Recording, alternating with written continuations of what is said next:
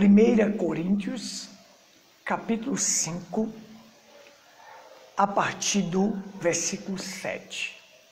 Amém? Purificai-vos, pois, do fermento velho, para que sejais uma nova massa, assim como estáis sem fermento.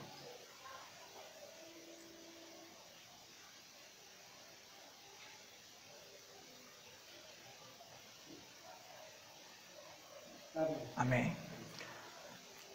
Assim como estáis sem fermento, porque Cristo, nossa Páscoa, foi sacrificado por nós.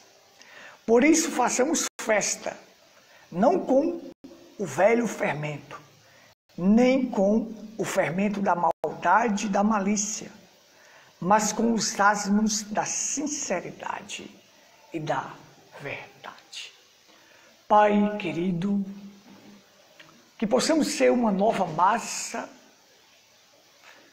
e ser sincero e verdadeiro e celebrarmos festa. Celebrarmos a alegria que naquele dia no Calvário o Senhor nos resgatou. Amém. O velho fermento ficou para lá. Agora somos uma nova massa, sem fermento. Fermento de maldade, de malícia, de hipocrisia não deve estar na vida de um cristão.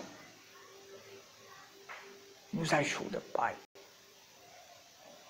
a caminhar sendo uma nova massa, lançando todo o velho fermento fora. Nos abençoa, Tua palavra é a verdade. Fala conosco através da Tua palavra. Em nome do Senhor Jesus Cristo. Amém. Amém. Louvado seja Deus. Hoje eles estão celebrando aí a Páscoa. Nós vamos falar sobre isso aqui. Mas hoje eu quero me deter mais nos animais que têm o casco fendido e que são ruminantes. Vou falar de várias coisas aqui relacionadas à Páscoa, mas nós vamos nos deter mais nisto, para a gente aprender aqui. Então, a Bíblia deixa clara que Cristo é a nossa Páscoa. Não há necessidade de celebrar Páscoa como os israelitas celebravam. Não, porque Cristo veio e cumpriu toda a lei. Ele foi o Cordeiro Pascal que foi imolado, que foi morto por nós, para pagar a dívida do pecado. Então não há necessidade mais de cumprir rituais, mas de colocar Cristo em nossa vida para que sejamos uma nova massa e celebrar a festa com os asmos da sinceridade e da verdade. Olha, um cristão, ele é sincero e verdadeiro. A malícia, a maldade, a hipocrisia, isso são fermentos. Tem que ser lançado fora. As pessoas, elas têm dificuldade em entender sobre a lei e sobre a graça. As pessoas às vezes me perguntam assim: a lei passou, hoje nós devemos viver só a graça. Como é que é isto? A Bíblia ensina assim: o fim da lei é Cristo.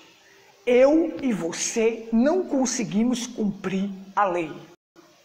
Nenhum homem conseguiu cumprir a lei, só Cristo conseguiu cumprir toda a lei.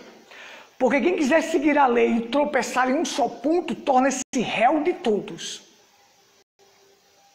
Ninguém conseguia cumprir a lei. Então tem uma história ilustrativa que narra bem isso aí. Como você harmonizar a lei com a graça, o amor com a justiça. Sempre que a pessoa me faz essa pergunta, então eu mando um vídeo que eu tenho desta ilustração para responder. Como é que você harmoniza a lei com a graça, o amor com a justiça? Então havia em um certo lugar, em um reinado, um rei, que ele era muito bom para o seu povo. Ele era um rei maravilhoso. E o seu reinado era um reinado de paz. Ninguém cometia maldade, ninguém cometia violência, ninguém cometia roubo. Era tudo tranquilo. E ele era um rei maravilhoso para o seu povo. Até que um dia começou a acontecer alguns furtos naquele reinado. E algumas casas começaram a ser furtadas. Aconteceram alguns roubos. E aí trouxeram para o rei e disseram: rei, está acontecendo isto aqui. O rei veio e trouxe uma advertência. Ele passou uma advertência para todos. Reuniu o seu povo e passou uma advertência. Disse: por favor, quem estiver fazendo isto, pare de fazer isto. Não faça isto, por favor. Os furtos e os roubos continuaram acontecendo. Então ele reuniu o seu povo e disse: olha, a pessoa que for pega ou que for pegado praticando isto, vai ter o castigo de 10 chibatadas. Por favor, não faça isso. Quem estiver fazendo, pare. E continuou acontecendo. Então ele reuniu o seu povo e disse: agora o castigo vai aumentar. A pessoa que for descoberta vai sofrer 40 chibatadas em praça pública. Então, até que enfim, descobriram quem era a pessoa que estava roubando e furtando. Como se não bastasse, era a mãe do rei que estava praticando aqueles furtos. E ela já era uma velha, de quase 80 anos. Ela não ia suportar as chibatadas em praça pública. Se aquela lei dada pelo próprio rei fosse aplicada naquela velhinha, ela não suportaria. Ela ia morrer. Preste atenção, se a lei do Velho Testamento fosse aplicada em mim, eu não suportaria, eu morreria. Mas o rei tinha que cumprir sua palavra e a lei que ele emitiu, o decreto que ele baixou, tinha que ser cumprido. E agora toda a aldeia ficou pensando: e agora como é que ele vai conseguir harmonizar a lei com a graça e o amor com a justiça? Como ele vai fazer? Ele vai ter que cumprir, senão ele não é um rei de palavra. E levar a velhinha para a praça pública, amarrar a velhinha no tronco, e o carrasco estava pronto com a chibata, até que ele chegou e disse: um momento. Ele tirou o seu casaco, chegou onde estava sua mãe, colocou o casaco sobre a sua mãe, abraçou sobre a sua mãe que estava no tronco e disse para o carrasco: agora pode cumprir a lei. Ele tomou as chibatadas no lugar de sua mãe. Ele cumpriu a lei no lugar de sua mãe, porque sua mãe não suportaria as 40 chibatadas. E foi isso que Cristo fez. Ele sabia que nós não éramos capazes de cumprir a lei, porque havia 613 pontos na lei, e quem quiser cumprir a lei e tropeçar em um só ponto, torna-se réu de todos. Não tinha como, mas Cristo veio, tomou o nosso lugar, cumpriu a lei, harmonizou o amor com a justiça, porque a justiça tinha que ser feita, as chibatadas tinham que ser dadas. Mas ele tomou o lugar de sua mãe. Sendo assim, ele salvou a sua mãe da morte. Toda a aldeia naquele dia ficou assim, atônita, de ver como é que um homem tem tanta sabedoria para harmonizar o amor com a justiça, para fazer uma lei ser cumprida daquela maneira. E Cristo era tão sábio que ele veio tomar as dores da lei, tomou o meu pecado, tomou o seu, tomou as enfermidades, tomou tudo para ele no nosso lugar, porque nós não suportaríamos cumprir a lei. O que as pessoas precisam entender é que nós não cumpriríamos a lei, mas hoje nós cumprimos a lei. Como? Em Cristo, porque Cristo tomou o nosso lugar. Amém. Vocês estão entendendo como é que é? Cristo tomou o meu lugar para que eu fosse grato a Ele, obedecesse a sua palavra. Mas existe uma desgraça chamada Igreja Católica, e tem as filhas delas espalhadas por aí, que transgride as Escrituras. Tudo que é de catolicismo é contrário às Escrituras, é blasfêmia contra as Escrituras. A Bíblia diz que a Páscoa, a primeira Páscoa foi realizada com o quê? Com a morte de um cordeiro macho, sem defeito, de 1 ano.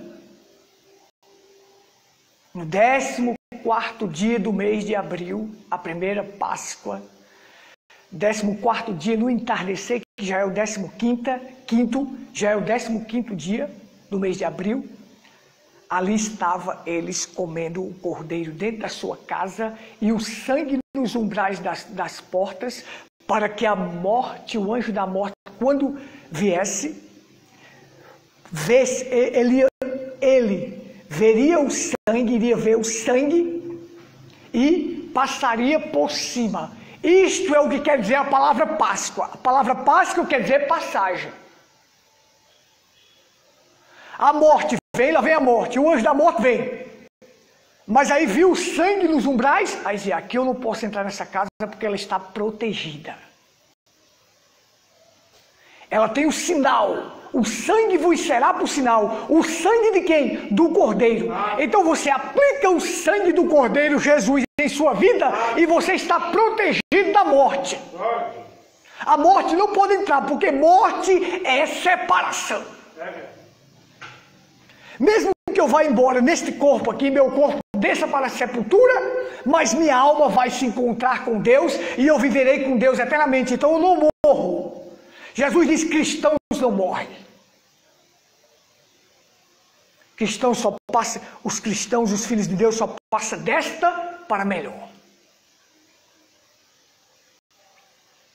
Não é um louco que tem aí que disse que dia 30 o anjo da morte ia passar pela rua matando todo mundo que tivesse. Fecha a porta, fecha a janela, fecha isso, fecha aquilo. Ora aí, porta e janela impede de demônio entrar. Mas o sangue de Cristo impede. Coloque o sangue, aplique o sangue que você tem vida e a morte não vai chegar na sua tenda, porque o sangue de Cristo te protege. Mas Deus falou comigo chorando, essa lamúria, essa besteira. Gente, aqui está a verdade, ó. Aqui, ó.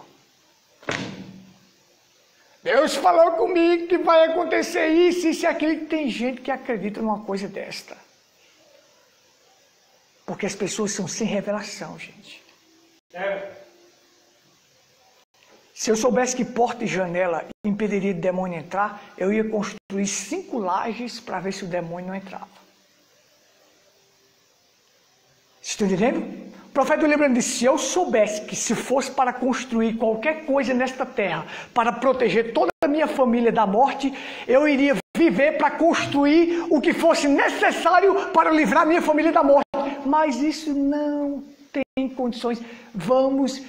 Todos nós teremos que partir um dia, mas lá dentro tem uma alma, e a alma pode estar garantida através de quem? Do sangue. Só o sangue que nos livra da morte. Amém.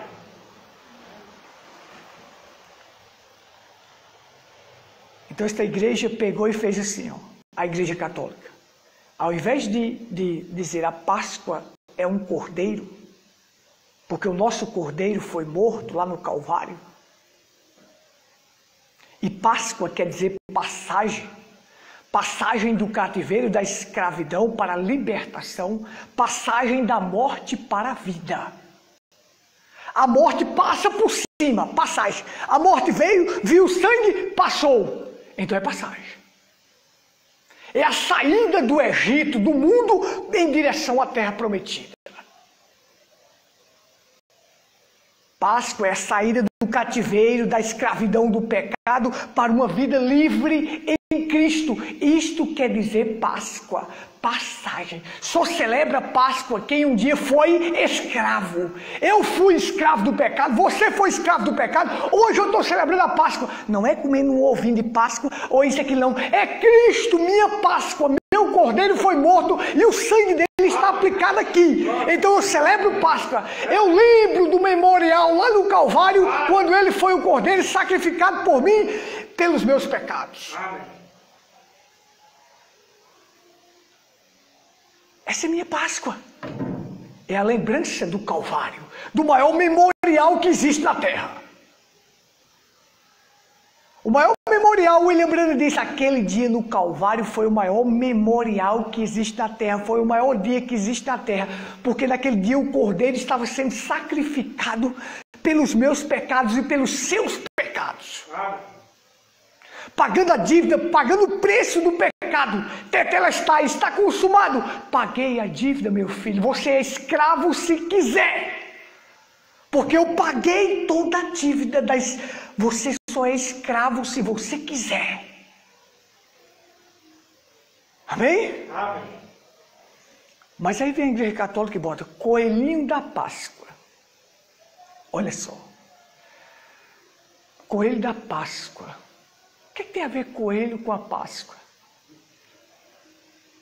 Páscoa era uma festa que ficaria como memorial, lá em Êxodo capítulo 12. Era memorial solene. A Páscoa lá de Israel fez Israel ganhar uma identidade. Passaria a ser uma nação. A Páscoa para nós é Cristo, nosso Cordeiro, que foi morto por nós. E nos daria uma identidade. A identidade é sua igreja. Então, veja só. Só celebra Páscoa, como eu disse, quem era prisioneiro, quem estava no Egito, quem estava no pecado. Saí do pecado, agora estou celebrando Páscoa. Não comendo um ovinho de Páscoa. Ou matando um cordeiro, um animal. Não. Mas lembrando do que Cristo fez por mim lá no Calvário. Agora mesmo eu estou celebrando essa Páscoa. Eu estou lembrando daquele memorial. Eu estou lembrando do que ele fez lá. Daquele cordeiro que estava sendo sacrificado por nós. Amém? Vocês estão entendendo? Vamos em frente, né? Olha só. Levítico capítulo 11. Eu vou até abrir aqui, mas vocês podem escutar aí. Diz assim. Você vai ver que o que coelho tem a ver com Páscoa? Nada. O coelho é um animal imundo. Olha só. Falou o Senhor a Moisés, eu quero trazer isso aqui para vocês, dos animais que têm os casco fendido e é ruminante. Falou o Senhor a Moisés e a Arão, dizendo, fala aos filhos de Israel, dizendo, estes são os animais que comereis dentre de todos os animais que há sobre a terra. Dentre os animais, todo o que tem unhas fendidas ou casco fendido, e que unhas divididas e que rumina, deles comereis. Destes, porém, não comereis, dos que ruminam ou dos que têm unha fendida. O camelo rumina, mas não tem casco fendido. É imundo. O coelho rumina, mas não tem casco fendido. É imundo. A lebre rumina, mas não tem casco fendido. É imundo. Também o porco, porque tem o casco fendido, mas não rumina. É imundo. Olha só. Um animal, para ser puro, ele tem que ter o casco dividido, fendido, e ser ruminante. E ruminar. A gente chama remoer, né? Remói. Se não for desta forma, ele não é um animal puro. Esse animal você pode pegar ele em qualquer lugar e matar e comer a sua carne, que ele é puro. Então você tem o boi, você tem o carneiro, você tem a cabra. São animais puros, animais limpos. Cristo teria que ser representado por um animal limpo, porque ele é puro, ele é santo, ele é limpo. Amém? Pilatos olhou para ele e disse assim: eu não vejo culpa neste homem. Por quê? Porque aquele era o Cordeiro de Deus que iria se sacrificar por nós e nele não havia nenhuma culpa, nenhuma mancha de pecado. Mas aí vem essa desgraça da Igreja Católica e representa a Páscoa como um coelho, quando a Bíblia está dizendo que o coelho é um animal imundo.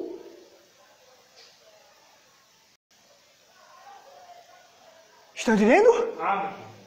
Ele cumpre só um requisito, tem que cumprir os dois, tem que ter o casco dividido e ser ruminante. O animal ruminante é aquele que tem dois estômagos. O primeiro ele come, engole.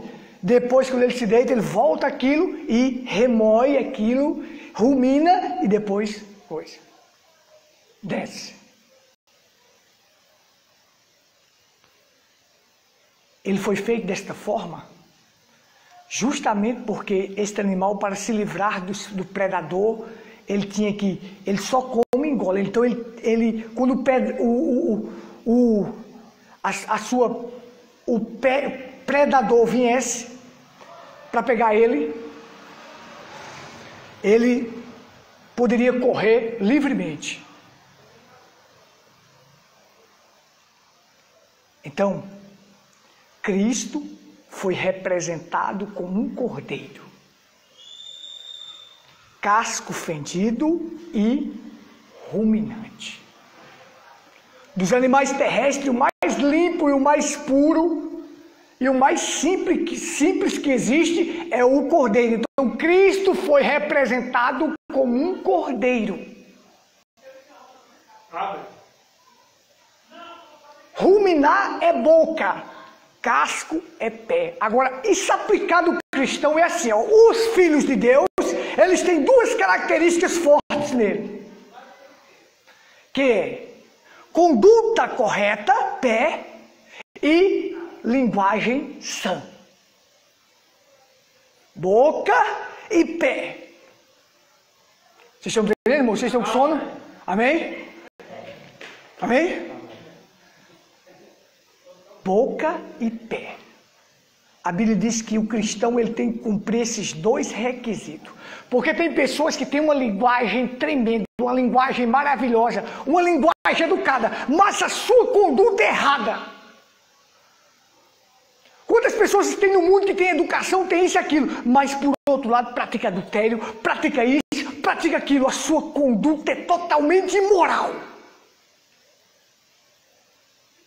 Quantos outros que às vezes têm uma conduta correta, mas a sua linguagem é totalmente suja e nojenta. Então o cristão ele tem que ter os dois. Casco fendido, conduta, e ruminante, boca. O cristão sabe o que come. Ele se alimenta da palavra, ele engole a palavra, ele se fortalece na palavra para poder vencer o inimigo, Satanás, que vem tentar pegar esse cristão. Ele está firme com a palavra, ele tem se alimentado da palavra. Amém.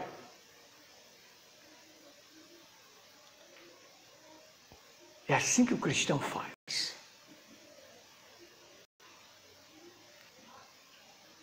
O porco, ele é um animal imundo, apesar dele ter o casco fendido, mas ele não rumina. Ele come qualquer coisa, ele come fezes, ele come sujeira, come isso, come aquilo. Não, cristão não está no mundo para se alimentar de sujeira, não. Cristão é cordeiro, é para se alimentar de pasto bom, de capim, de coisa boa. Sabe o que é? Da palavra revelada, da palavra verdadeira. O cristão se alimenta daquilo que é bom, porque ele é cordeiro.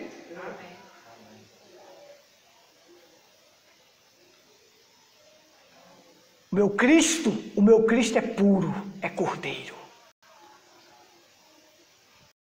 A Igreja Católica bota um coelho, mas o meu Cristo é cordeiro. Então veja só, aqui não há fermento. Aqui é a nova massa, aqui não tem fermento de pecado. Fermento simboliza pecado. Olha as igrejas evangélicas aí, quando vão celebrar a ceia, pegam um pão fermentado cheio de fermento, quinca, e bota lá e o povo come. Por quê? Porque o Cristo deles está todo fermentado, mas o meu Cristo não está fermentado, é a nova massa. Nós celebramos festa com a nova massa sem fermento. Fermento simboliza pecado, hipocrisia, maldade, malícia. Tudo isso, cristão verdadeiro tem que estar livre de qualquer fermento que não presta.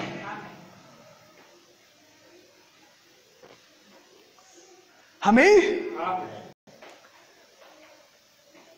Então você tem assim, Páscoa, coelho ou cordeiro? Páscoa, o cordeiro Jesus ou o coelho chamado Barrabás? Quem as pessoas estão escolhendo hoje? O coelho. As pessoas escolhem o coelho. O sinédrio pegou Jesus e levou até Pilatos, empurrou Jesus para Pilatos. Aí Pilatos olhou para Jesus e disse, bom, eu não vejo culpa nesse homem. É claro que tinha que se cumprir o que estava lá no Velho Testamento do cordeiro puro, limpo, sem pecado, sem mancha, sem culpa. Mas era um inocente que iria morrer por nós. Um inocente que iria morrer por nós. Agora eu posso me movimentar. Certo? Com o microfone sem fio eu posso me movimentar agora. Um inocente que iria morrer por nós. Sem pecado, sem mancha, sem culpa. Mas o sinédrio veio e empurrou Jesus para Pilatos. Pilatos disse, olha, ele é da jurisdição de Herodes. Eu vou mandar ele para Herodes. Para Herodes da Galileia, eu vou mandar ele para lá, para Herodes, cuidar disto. Quando chega lá, diz, Herodes estava alegre, que queria ver Jesus. Eu quero ver esse homem, porque eu quero um sinal, eu quero que minha vida mude, eu quero que tenha um carrão bom, uma casa boa, sabe? Eu preciso disso aqui, eu estou necessitando disso, eu estou precisando disto. Não é isso que Jesus veio trazer para o mundo, ele veio trazer salvação, pagar o preço, pagar a dívida do pecado. Aí Herodes estava alegre. Eu quero ver ele. Ei, faça um sinal para mim, faça um sinal. Muda a minha vida, me dê isso para mim, me dê isso para mim, me dê isso para mim. Eu quero Jesus. O povo quer Jesus hoje, sabe para quê? Só para milagres, prodígios, maravilha, mudança de vida. Eu quero Jesus para ter vida eterna, salvação, herança. A glória, a nova cidade santa. É isso que ele vai me dar. Aí, Jesus não fez nenhum sinal diante de Herodes. Diz a Bíblia que ele guardou o silêncio. Aí Herodes disse, já que ele não faz isso mesmo, já que tu não faz nada, tu não muda a minha vida, tu não me dá isso, não me dá aquilo, não quero tu aqui não, manda ele de volta para Pilatos. É assim que as pessoas estão fazendo com Jesus. O sinédrio pegou, empurrou para Pilatos. Pilatos mandou para Herodes. Herodes mandou para Pilatos de volta. E Pilatos manda para o povo e o povo diz, crucifica-o.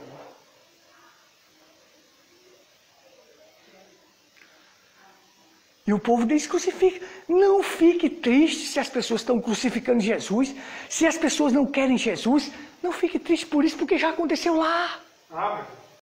Jesus não é para Herodes nem para Pilatos, não. Jesus é para mim. Amém.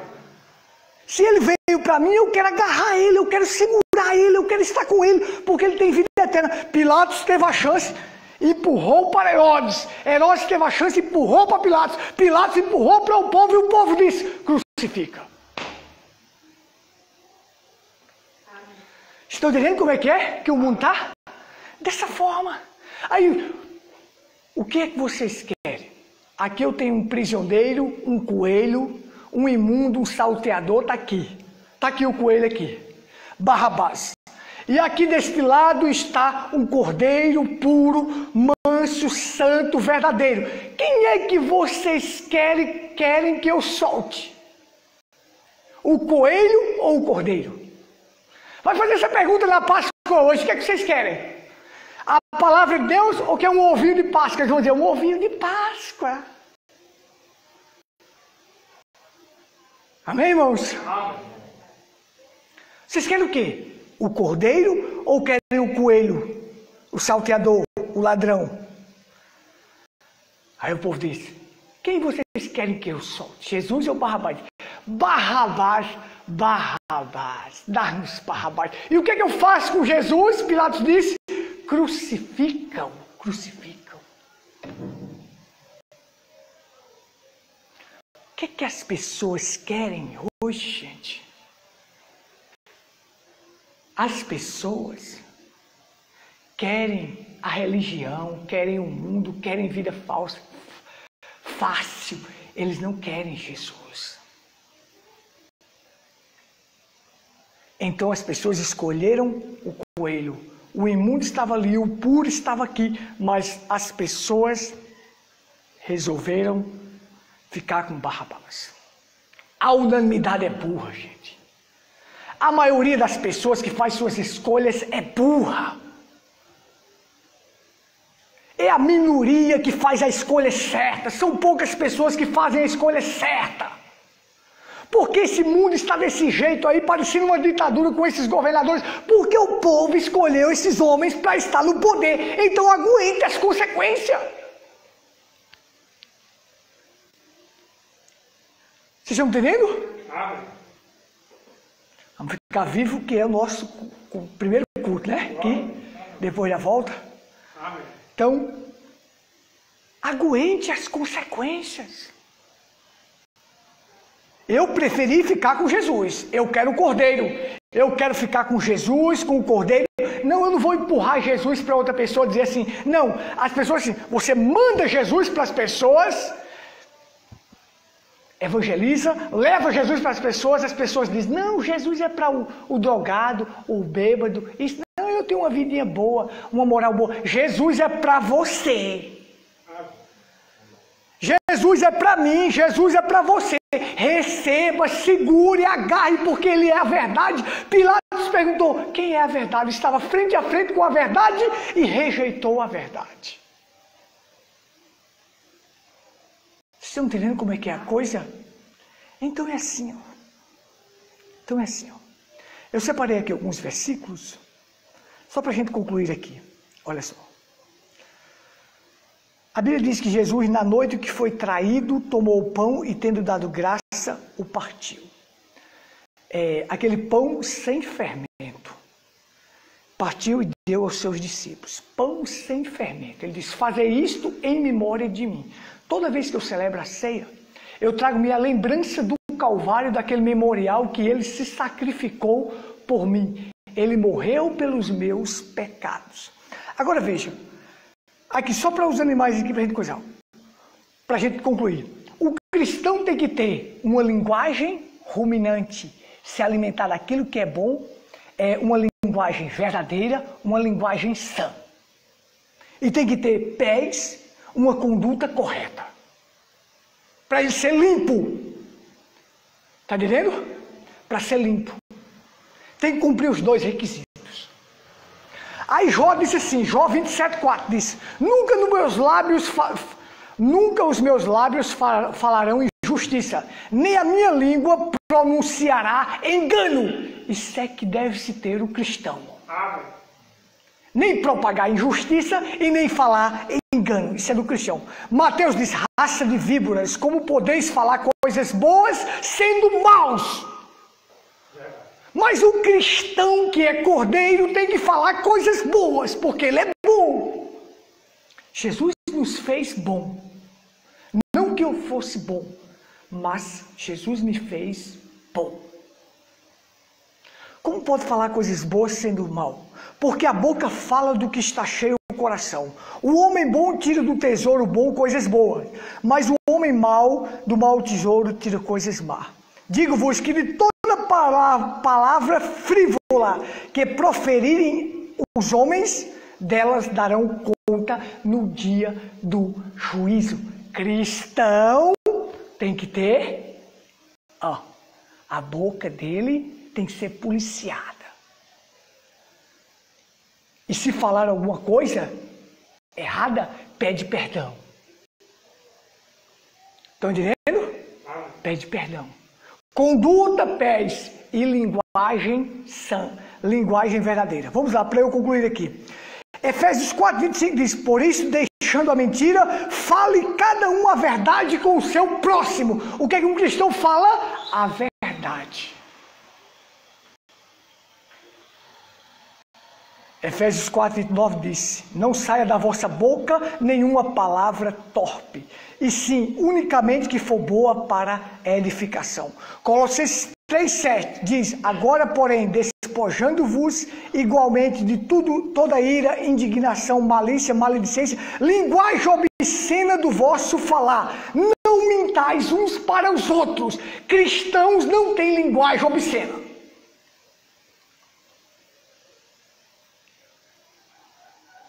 Estão entendendo? Amém. Tiago diz: se alguém supõe-se religioso, deixando de refrear a língua, antes enganando o próprio coração, a sua religião é vã. Porque todos tropeçamos em muitas coisas, mas se alguém não tropeça no falar, este é varão perfeito. Então, animais têm casco fendido, aponta para a nossa conduta. Jesus tinha uma conduta maravilhosa, um caráter sem igual. E ruminar boca. O que ele falava. O que era que Jesus falava? Jesus disse: as minhas palavras são o quê? São palavras de vida eterna. Por isso que ele era puro, santo, limpo. E era representado pelo Cordeiro. Então, isso é tremendo. Nós escolhemos o Cordeiro, Cristo. Então não deve haver fermento entre nós. Não. Nenhum fermento de fariseu e nenhum fermento de maldade, de malícia e de hipocrisia. Lançar fora o velho fermento e ser uma nova massa. Uma massa sem fermento. Porque Cristo, o nosso Cordeiro Pascal, foi imolado por nós. Qual é a nossa Páscoa hoje? Cristo. Então, se alguém perguntar: celebrou a Páscoa? Celebrei. Fiz uma festa tremenda. Quem foi a tua festa? Cristo. A minha alegria, a minha festa, o meu Cordeiro que foi sacrificado por mim. Esta é a nossa Páscoa. Amém? Então vamos ficar de pé. Pai maravilhoso e justo, nós somos gratos a Ti por mais esta oportunidade. De saber que Tu és o nosso Cordeiro Pascal, que foi imolado por nós. Foi sacrificado por nós. Pagou a dívida do pecado. Nos libertou. Hoje nós sabemos o que é Páscoa. O mundo não sabe, mas nós sabemos. Hoje nós sabemos o que é ser liberto do cativeiro da escravidão, do mundo, do cativeiro do pecado. Hoje nós sabemos o que é ser livre da morte, porque tragada foi a morte na vitória. Hoje nós sabemos o que é ser liberto. Porque Cristo pagou a dívida. Ele nos libertou do cativeiro da escravidão. porque o sangue está aplicado em nós. Então nós não devemos temer a nada. O sangue vos será por sinal. Que nenhuma praga dessa daí venha entrar na nossa tenda. Que o Senhor cure, liberte, salve, perdoe. E nós somos gratos por estar aqui te adorando, exaltando o teu nome. E grandes maravilhas o Senhor tem feito e fará. Nós cremos. Abençoa cada um, meu Deus. Fortalece para mais uma semana. Haverá lutas, problemas, dificuldades, tribulações. Mas o Senhor, a graça suprema nos dá fé suprema para a hora suprema. O Senhor prometeu nos dar graça suficiente para vencer. Abençoa cada um. Em nome do Senhor Jesus Cristo. Amém. É bênção sobre bênção. É bênção sobre bênção.